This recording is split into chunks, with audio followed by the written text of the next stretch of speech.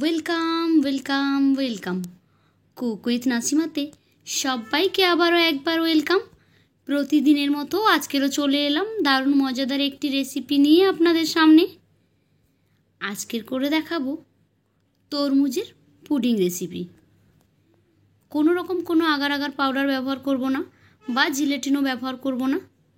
তাহলে কিভাবে বানালাম এই পুডিং রেসিপি চলুন একবার দেখে নিন বানানোটা কতটা ইজি। প্রথমেই নিয়েছি আমি এখানে একটি তরমুজটাকে কেটে আমি হাফ করে নিচ্ছি। গোটা তরমুজের বানাবো না, আমি অর্ধেকটা নেব, আপনারা চাইলে পুরোটা নিয়ে বানাতে পারেন। তরমুজটা অবশ্য খুব বেশি বড় নয়, একটু ছোট সাইজে ছিল, তো আমি সেটার থেকে অর্ধেকটাই নিয়ে নিচ্ছি। তরমুজটাকে কেটে ছোট ছোট টুকরো করে কেটে নিচ্ছি ছুরি দিয়ে। এভাবে ছোট ছোট করে কেটে নিলাম। আর এখন এর মধ্যে থেকে দানাগুলো বের করে দেব। চেষ্টা করবেন সব বীজগুলো এর মধ্যে থেকে বের করে দেওয়ার। আমি একটা ছুরি দিয়ে এভাবে আস্তে আস্তে করে দানাগুলো বের করে দিচ্ছি। পুরোটা তরমুজ আমি কেটে নিয়েছি। এখন এগুলোকে একটা মিক্সিং জারের মধ্যে দিয়ে ব্লেন্ড করে নেব, যাতে করে এর জুসটা বেরিয়ে আসে। সব তরমুজগুলো আমি এখানে মিক্সিং জারে ট্রান্সফার করে দিচ্ছি। এখন এটার জুস বের করে নিচ্ছি। জুসটা বের করা হয়ে গেলে আমি এটাকে সেম মিক্সিং বোলের মধ্যে ট্রান্সফার করে দিলাম। এখন গ্যাসে আমি একটি প্যান বসিয়ে দিয়েছি। প্যানটা গরম হয়ে গেছে। এবার আমি যে তরমুজের জুসটা বের করেছিলাম সেটা কিন্তু এখানে দিয়ে দিলাম। তরমুজের জুসটাকে কিন্তু আমি ছেঁকে নিয়ে নিই, যেমন ছিল তেমনভাবেই দিয়ে দিয়েছি। যেহেতু পুডিং বানাচ্ছি, এখানে একটু আধটু গোটা থাকলেও কোনো সমস্যা নেই। এখন এটা ফুট আসা পর্যন্ত অপেক্ষা করব। আমি হালকা হাতে উপরে ঝাঁকগুলো একটু পরিষ্কার করে দিয়েছি। এখন দেখুন এটা ফুটতে শুরু করেছে।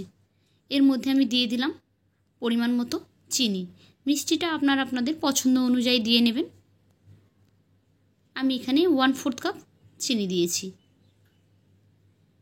চিনিটা মেল্ট হওয়া পর্যন্ত অপেক্ষা করব। ততক্ষণ আমি একটি মিক্সিং বলে নিয়েছি 1/4 কাপ কর্নফ্লাওয়ার। তার মধ্যে জল দিয়ে এটাকে গুলিয়ে একটা তরল লিকুইড বানিয়ে নিলাম। এখন এটাকেই ওই তরমুজের মিক্সচারের মধ্যে দেব। দেখুন ততক্ষণে মিক্সচারটা কিন্তু খুব ভালোভাবে ফুটে উঠেছে। যেহেতু এখানে কর্নফ্লাওয়ার দেব, সেই জন্য কালারটা একটু চেঞ্জ হতে পারে, তাই আমি এখানে 2 ফোঁটা দিয়ে দিলাম রেড ফুড কালার।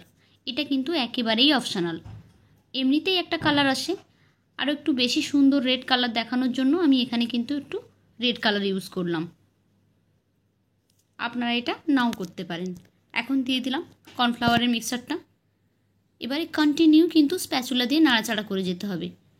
হাত বন্ধ রাখলে এটা নিচে বসে যেতে পারে, তাই কন্টিনিউ এটাকে নাড়াচাড়া করে যেতে হবে যতক্ষণ না এটা খুব ভালোভাবে কুক হয়ে আসছে ততক্ষণ পর্যন্ত। দেখুন ভীষণই সুন্দর একটা কালার এসেছে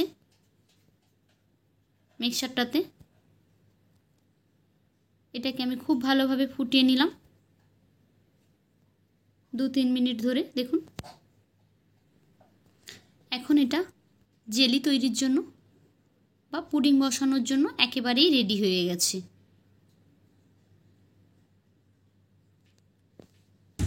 ততক্ষণে আমি একটা কেক মোল্ড কিন্তু রেডি করেছি এই পুডিংটা বসানোর জন্য। আপনারা চাইলে বাড়ির যে কোনো পাত্রে কিন্তু এটা তৈরি করে নিতে পারেন। এখন কেক মোল্ডের মধ্যে আমি এই মিক্সচারটাকে ঢেলে দিচ্ছি। কেক মোল্ডের গায়ে একটু তেল বা ঘি ব্রাশ করে দেবেন, তাহলে এটা খুব ইজিলি উঠে আসবে। আমি অল্প একটু ঘি ব্রাশ করে দিয়েছি। এখন পুরো মিক্সচারটা আমি এই মোল্ডে ট্রান্সফার করে দিচ্ছি। তারপর এটা কিছুক্ষণ ঠান্ডা হতে রেখে দেবো বাইরে। ঠান্ডা হয়ে এলে এটাকে আমি ফ্রিজে দিয়ে দেবো 1 থেকে 1.5 ঘন্টার জন্য। দেখুন 1.5 ঘন্টা পরে বের করে নিলাম, কত সুন্দরভাবে পুডিংটা সেট হয়ে গেছে। ডিমোল্ড করাও খুব ইজি। দেখুন কালারটা ভীষণই সুন্দর এসেছে, খেতেও অসাধারণ টেস্ট। আপনারা এই গরমে অবশ্যই একবার বানিয়ে নিতে পারেন। তরমুজের এরকম একটি সহজ পুডিং। তো কেমন লাগলো আজকের আমার এই রেসিপি?